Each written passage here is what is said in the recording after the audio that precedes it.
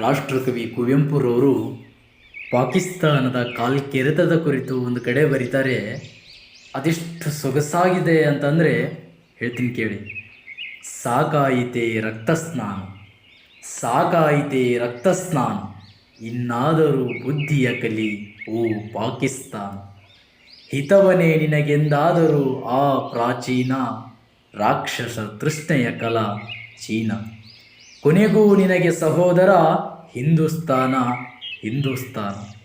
ದ್ವೇಷಕ್ಕೆ ಹುಟ್ಟಿದೆ, ದ್ವೇಷದಿ ಬೆಳೆದೆ, ದ್ವೇಷವ ಸಾಧಿಸೆ, ವೈರವ ತಳೆದೆ. ಸರ್ವಾಧಿಕಾರಕ್ಕೆ ಬಲಿಯಾದೆ, ಸರ್ವಧಿಕಾರದಿ ಕಲಿಯಾದೆ. ಗರ್ವಕ್ಕೆ ತುತ್ತಾದೆ, ಲೋಕಕ್ಕೆ ಕುತ್ತಾದೆ. ಕಾಲ್ಕೆರೆದೆಯೇ ಕದನಕ್ಕೆ ಬಂದೆ, ಭರತನಂತೆ ಬಾಹುಬಲಿಯ ಮುಂದೆ, ಬಾಹುಬಲಿಯ ಮುಂದೆ.